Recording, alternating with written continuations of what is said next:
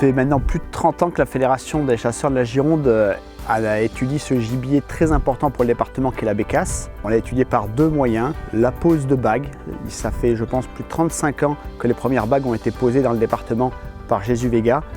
On a depuis quelques années le carnet de prélèvement qui est une autre source d'analyse. Aujourd'hui, on arrive au moment de la synthèse. On a 40 000 chasseurs qui chassent en Gironde. On en a 26 000 qui prennent le carnet de prélèvement.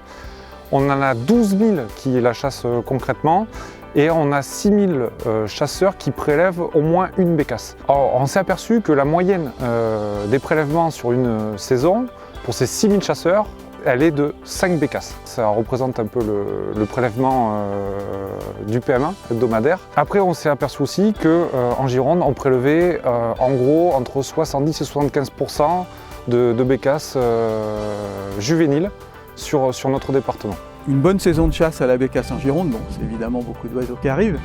Et pour qu'il en arrive beaucoup, il faut que la saison de reproduction se soit bien passée déjà. Donc il faut une bonne production de jeunes dans le nord, dans l'est et vers la Russie, puisque c'est grosso modo les zones d'origine des bécasses qui viennent hiverner en Gironde. Ensuite, il faut que les conditions météorologiques soient favorables au déplacement des oiseaux, c'est-à-dire les poussent jusqu'au bout de leur zone d'hivernage, de leur terminus migratoire. Quand elles arrivent sur place, quand on regarde les analyses de bagues, parce que c'est un des moyens pour nous d'étudier les déplacements des oiseaux, on se rend compte qu'elles bougent relativement peu après. Donc si vous voulez, la Gironde fonctionne comme un terminus migratoire au même titre que la Bretagne. Les oiseaux butent sur l'Atlantique et puis une majorité d'entre eux vont rester.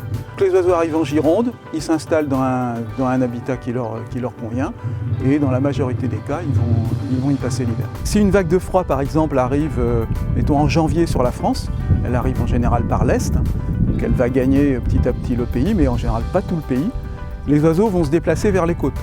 Donc ils vont se déplacer vers les côtes atlantiques, en règle générale, et dans ce cas-là, la Gironde est un territoire d'accueil, c'est clair.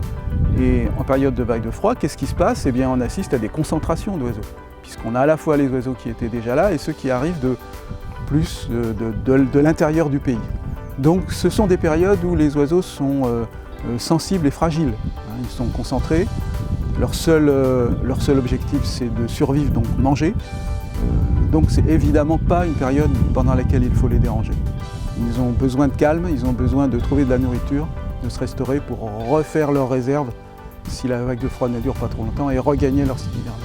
Alors pour rendre les territoires plus intéressants en termes de gestion, il y a de toute façon le moyen de gestion actuel national qui est le PMA. C'est un des outils avec lequel on peut réguler la pression de chasse. Pour conserver suffisamment d'oiseaux d'une année sur l'autre, il ne faut pas trop prélever, il faut garder un contingent d'oiseaux qui va revenir d'une année à l'autre.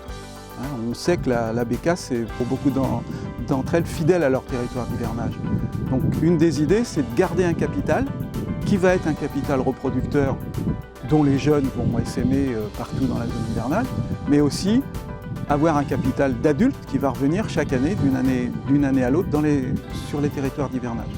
Donc pour la Gironde, on peut éventuellement faire bouger le PMA si on se rend compte qu'il y a une surexploitation. On peut aussi créer des réserves, ici ou là, qui permettent de préserver un certain nombre d'oiseaux. Une fois qu'on a pris cette mesure, ce qui est important, c'est de voir si elle a un effet. Parce qu'il faut essayer de mesurer cet effet. On peut prendre des mesures qui n'ont aucun effet. Donc là, le suivi des prélèvements, ça peut être un effet. Établir d'une année à l'autre, parce qu'on sait qu'en fonction des conditions météorologiques, les effectifs peuvent être plus ou moins grands. En tous les cas, suivre les prélèvements, ça c'est vraiment quelque chose. Et puis, ça c'est l'aspect quantitatif. Et puis on a un autre indicateur, qui peut être un indicateur plus qualitatif, qui est le suivi de l'âge ratio. La fidélité des bécasses au territoire d'hivernage fait qu'une population, dans un site, dans une forêt, va vieillir, plus ou moins, mais elle va vieillir. Donc quand vous regardez la proportion de jeunes dans votre massif, vous pouvez avoir une idée de la modulation de la pression de chasse que vous avez effectuée. Donc c'est important de prendre des mesures, mais c'est important d'avoir un système de contrôle pour s'assurer que les mesures sont efficaces.